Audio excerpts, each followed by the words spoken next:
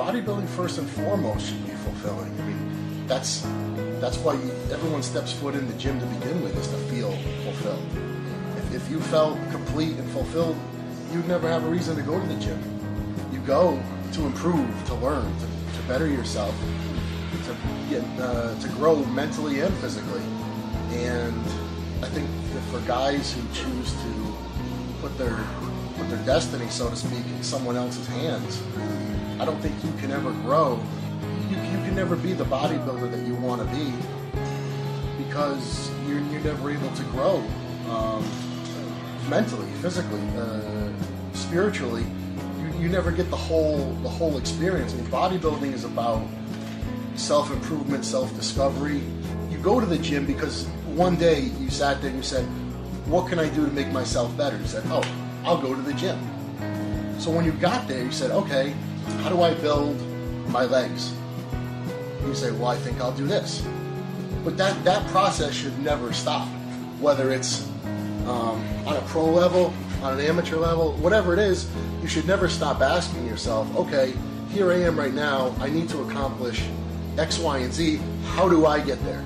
Not, who am I going to ask, or I'm going to go to this guy and he's going to give me the answer.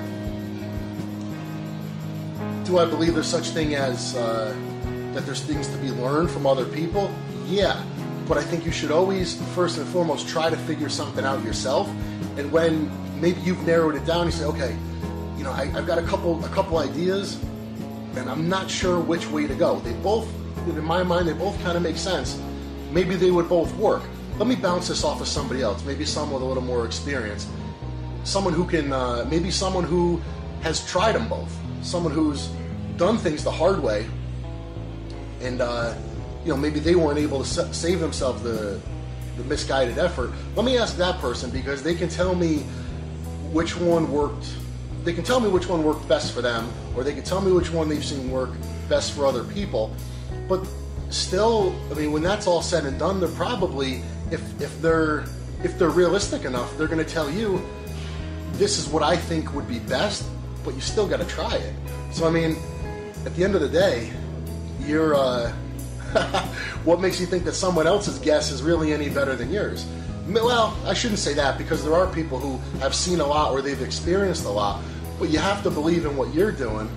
And you know, it's not like someone can just look at you and know exactly what's best for you. It's not always like that.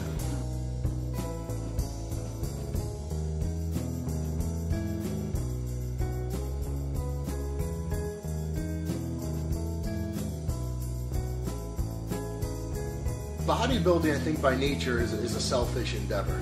I began the journey of bodybuilding to better myself. I did it because it's something I'm passionate about, and I never wanted to believe that I'd ever get to.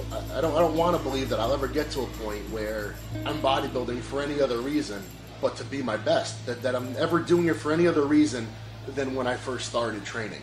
I don't ever want to say, like, yeah, here I am, I'm training. I fucking hate this, but I got mouths to feed. That's, I don't know, I feel like you could do any other job. I don't know. Maybe not. Maybe any other job is the same. You know, you do it, you do it. If you have to do it, you do it. Bodybuilding, though, I think is a little bit different. I mean, there's a lot involved.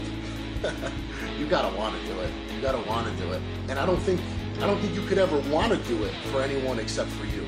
That sounds terrible to say, but you know, I'm not at the gym working out to get bigger muscles or get in better shape. I'm not doing that for my daughter. I'm doing it for me. She doesn't give a shit how big I am or how ripped I am.